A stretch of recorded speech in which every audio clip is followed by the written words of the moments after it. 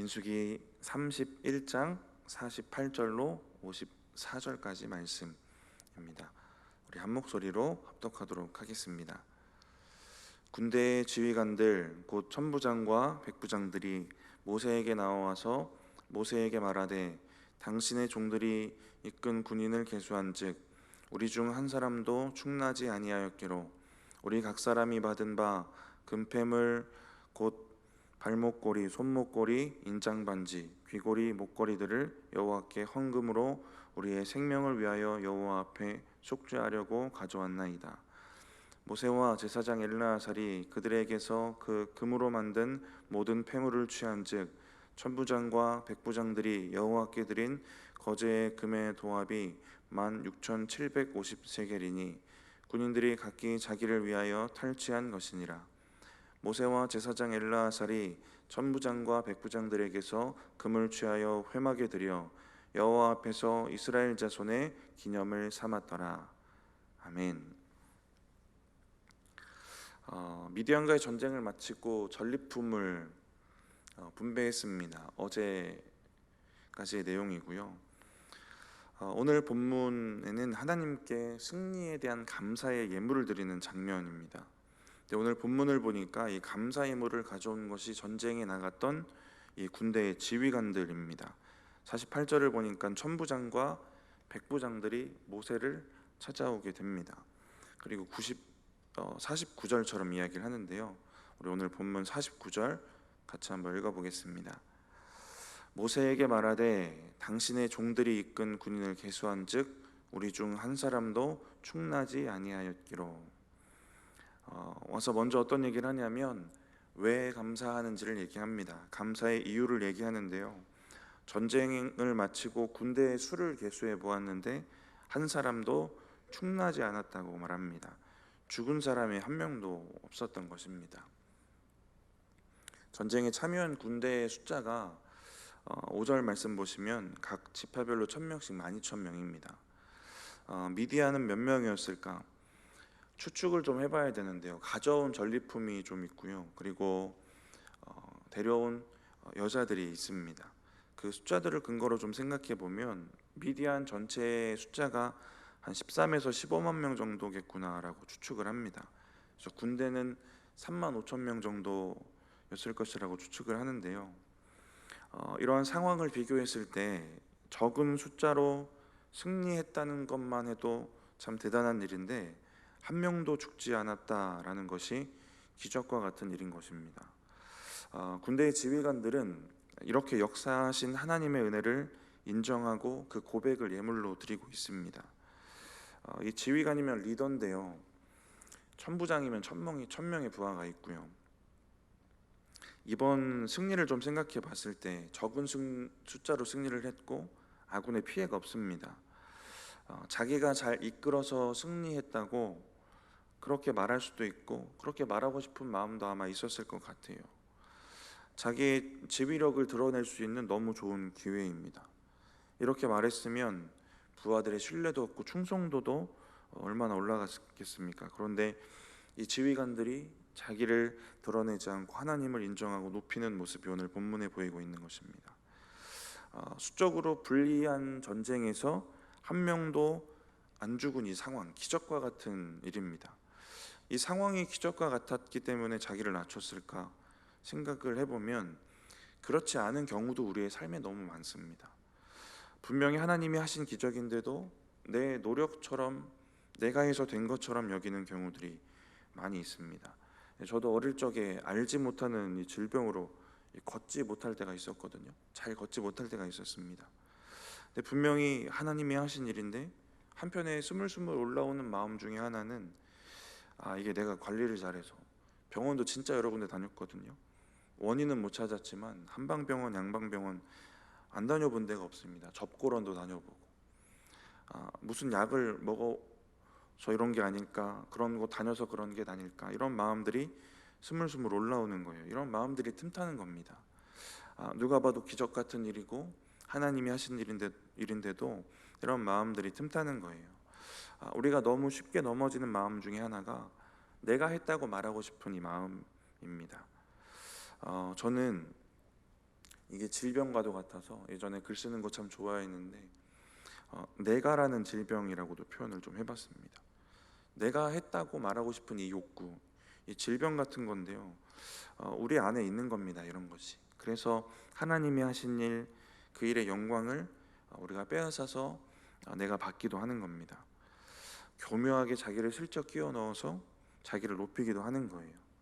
그래서 우리가 우리의 삶에 역사하신 하나님을 드러낼 때도 그렇지만 우리가 교회 일을 하면서도 조심해야 되는 말 중에 하나가 이것입니다. 하나님의 은혜로 되어진 일에 내가라는 말을 덧붙이는 것. 물론 하나님이 나를 통해 일하신 경우에 이 간증에 나를 넣기도 하겠지만, 이 중요한 것은 하나님 높여지고 있는지, 하나님의 영광이 잘 돌아가는지, 이런 것을 기준을 가지고 조심해야 하는 말이 분명합니다. 하나님이 받으실 영광을 가릴 수도 있겠구나, 이것을 우리가 마음에 염두에 두고 있어야 하는 것입니다. 그렇지 않으면 너무 쉽게 넘어지는 마음인 것 같아요. 저도 어린 시절에 누구나 쉽게 경험하는 기적은 아니잖아요. 누구나 걷지 못하다가 걷게 되는 기적을 경험하는 건 아닙니다. 쉽게 경험하는 기적이 아님에도 이런 마음이 올라오는 걸 보면 우리의 본능적이고 본성적인 부분인 것 같기도 합니다. 왜 그럴까 생각을 해보면 우리의 교만이 원인이기도 하겠지만 이런 영역이 있는 것 같아요. 자기의 수고, 노력했던 거, 애썼던 부분이 있기 때문에 그렇습니다. 남들보다 고생하고 노력했던 것, 이게 사실이고 팩트라서 그런 것 같아요. 그래서 내 공로도 드러내고 싶은 마음이 생기는 것 같습니다. 오늘 본문의 천부장과 백부장, 이들도 누구보다 수고한 사람이 맞습니다. 진영에 남아있던 이스라엘 백성들보다는 목숨 걸고 애쓰고 고생한 사람들이 맞아요. 이 적은 숫자로 많은 사람을 이겼으니까 기습 작전을 썼을 거예요. 하나님이 홍해 가르시는 것처럼 정말 기적과 같은 일, 기적과 같은 이런 일로 행하셨으면 성경에 기록되었을 겁니다. 하나님이 이끄신 전쟁이었지만 전술이 있었을 겁니다. 기드온의 300용사들처럼. 그렇다는 것은 지휘관들이 그 작전을 앞에서 이끌었다는 것인데 이들이 한 수고가 분명히 있었다는 겁니다. 그래서 이들도 내가 했다고 하고 싶은 마음이 틈타기 쉬웠을 것이다 라는 겁니다. 그럼에도 하나님을 인정하고 높이고 감사하고 있는 이 모습이 보여지는 겁니다. 고린도전서 15장에 보시면 바울의 고백이 비슷한데요. 15장 10절에 고린도전서 15장 10절에 그러나 내가 나된 것은 하나님의 은혜로 된 것이니 내게 주신 주의 은혜가 헛되지 아니하며 내가 모든 사도보다 더 많이 수고하였으나 내가 한 것이 아니요 오직 나와 함께 하신 하나님의 은혜로라. 이런 고백입니다. 오늘의 내가 있게 된 것은 오로지 하나님이 자비 베풀어 주시고 은혜를 베풀어 주신 덕입니다. 내가 일을 열심히 하긴 했는데 내가 이렇게 일하는 것은 실제로 내가 한 게 아니라 나와 함께 하시는 하나님이 한 것입니다 라는 고백입니다. 저 여러분에게도 동일한 고백이 있을 줄 믿습니다. 열심히 일했고 실제로 그 일을 한 것도 맞고 노력한 것도 맞고 애쓴 것도 맞고 봉사하고 섬긴 것도 맞지만 모든 것은 나와 함께 하시는 하나님이 하셨습니다. 이러한 고백이 바울의 고백이었고 저와 여러분의 고백이 되기를 축복합니다. 내가 노력한 부분도 있지만 함께 하시는 하나님, 하신 하나님을 높이는 고백입니다.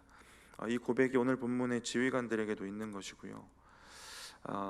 이런 고백이 우리의 삶에도 있어야 될 줄 믿습니다. 50절을 보시면 이 헌금을 왜 드렸는지 얘기를 해요. 우리의 생명을 위하여 여호와 앞에 속죄하려고 가져왔나이다 이렇게 얘기를 합니다. 생명을 위한 속죄, 생명의 값으로 가져왔다라는 얘기를 하는데요.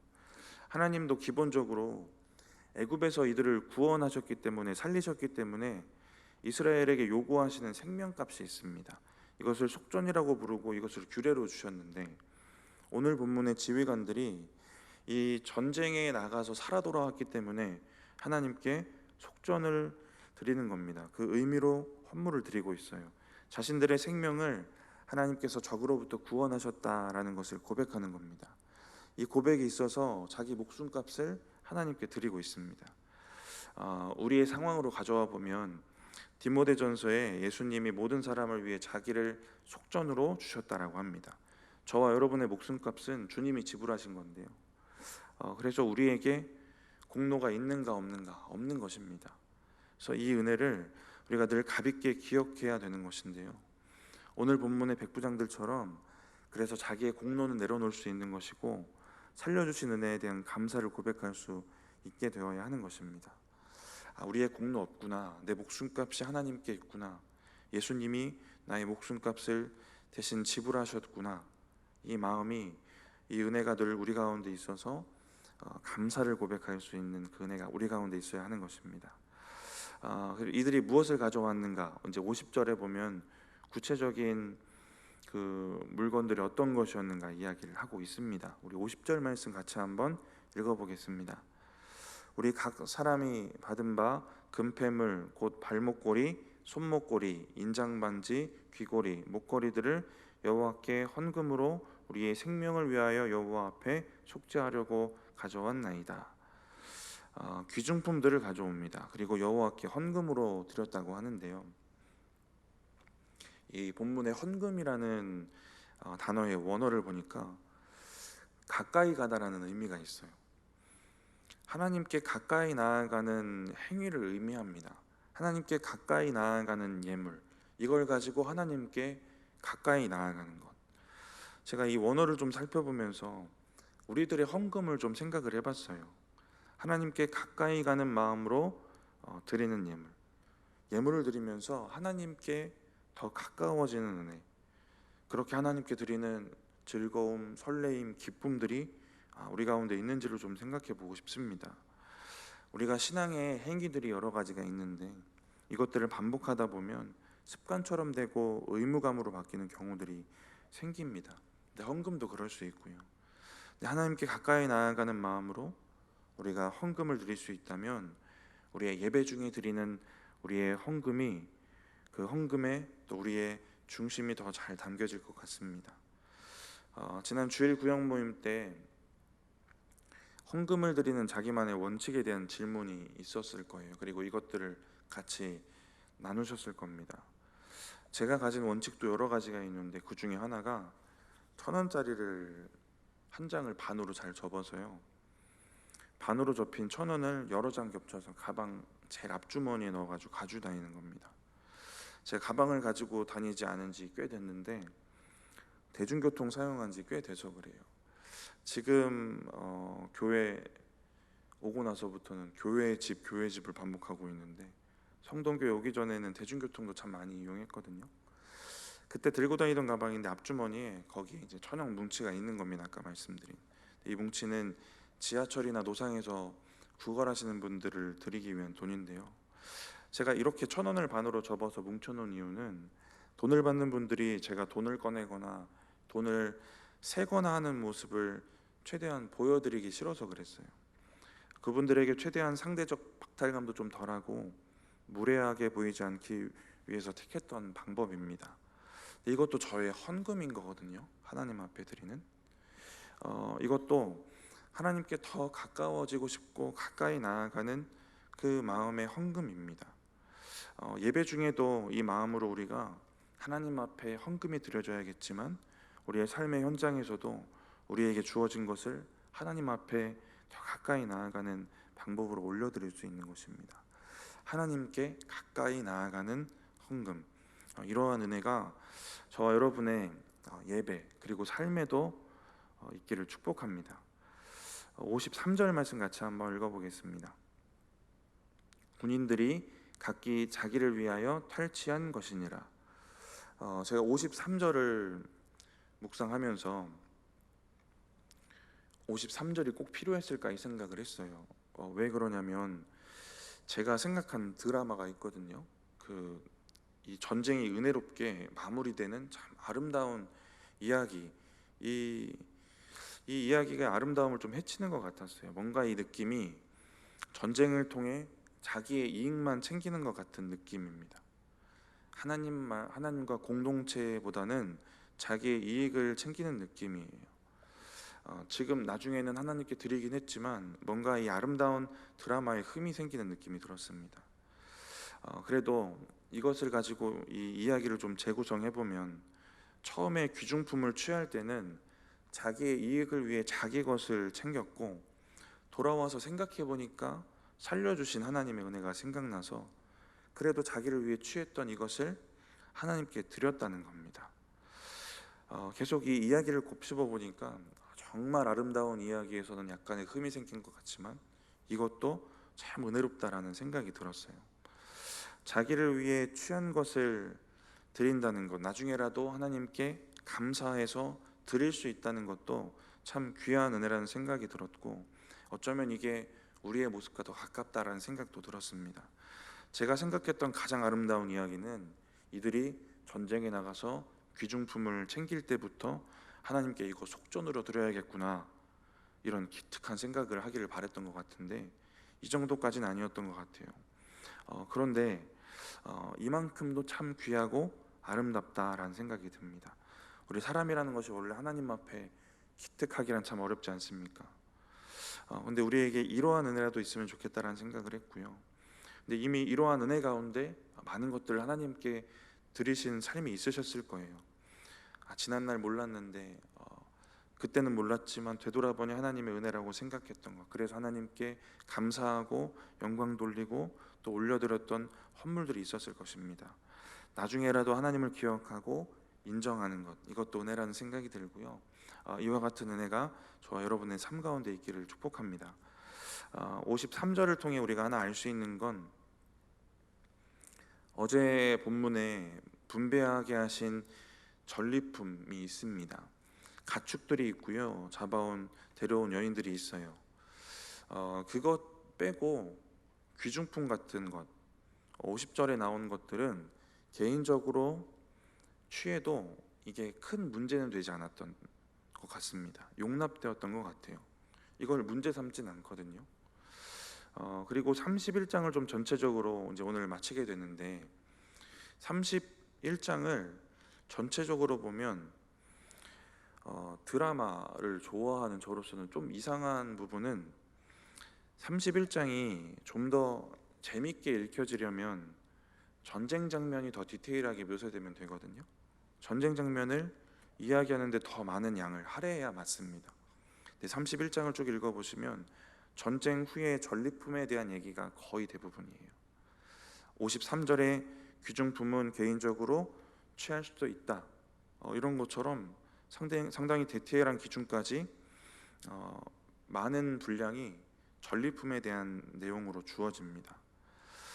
이렇게 말씀을 이 분량을 이렇게 할애한 이유가 무엇일까 생각해 보면 31장 전부터 좀 생각을 해볼 필요가 있는데요. 가나안을 들어가기 위한 준비입니다.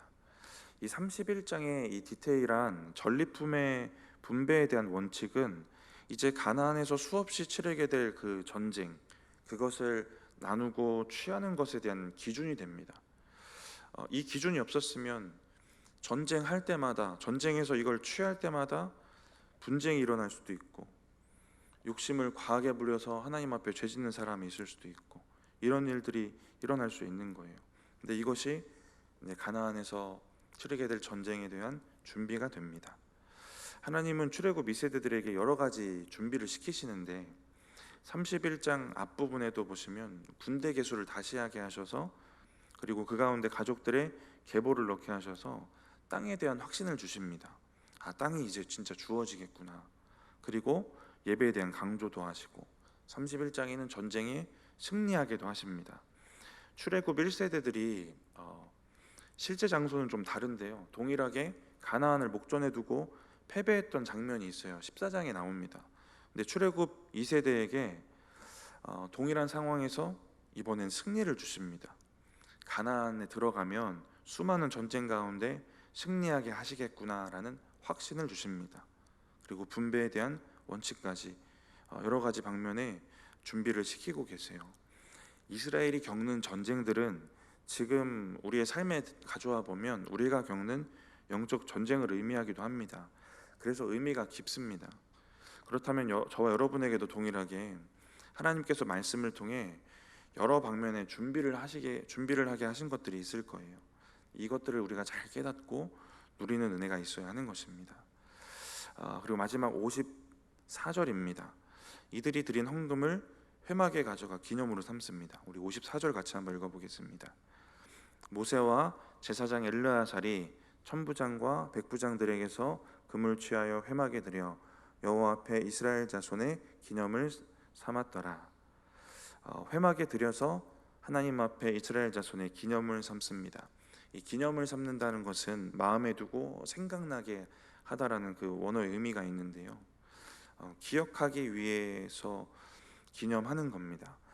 하나님께 예물을 드리면서 하나님의 그 도우심, 하나님의 일하심을 기억하는 것입니다.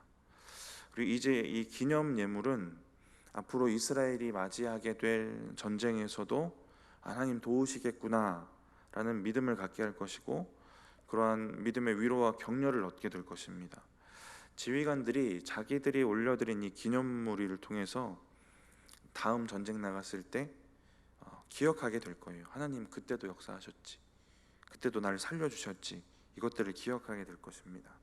그래서 이것들이 이들에게 격려와 확신이 될 거예요.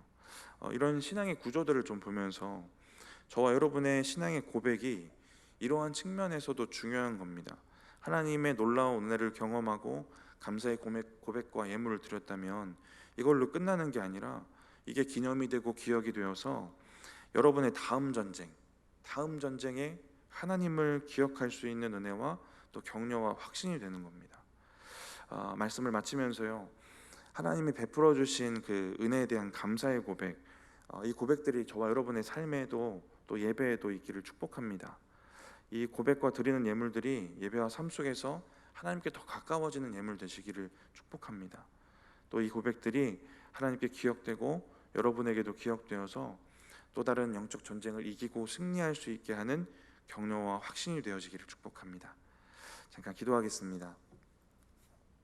하나님 감사합니다. 오늘 민수기 말씀을 통하여서 우리에게 허락하신 은혜들을 다시 한번 돌아보게 하시니 감사합니다.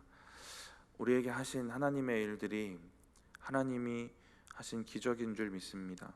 하나님 그것들을 인정하고 감사하며 고백할 수 있는 우리의 믿음이 있게 하셔서 하나님이 믿음이 이후의 전쟁에도 이후에 우리에게 찾아오는 어려움과 영적 전쟁 가운데도 승리케 하는 믿음 되게 하시고 위로와 격려가 되어질 수 있도록 주님 함께하여 주시옵소서. 하나님 이 시간 예물 드린 손길들 기억하시고 그들의 삶과 신앙 가운데도 축복하시고 채워 주시옵소서. 감사합니다. 예수님의 이름으로 기도드립니다. 아멘.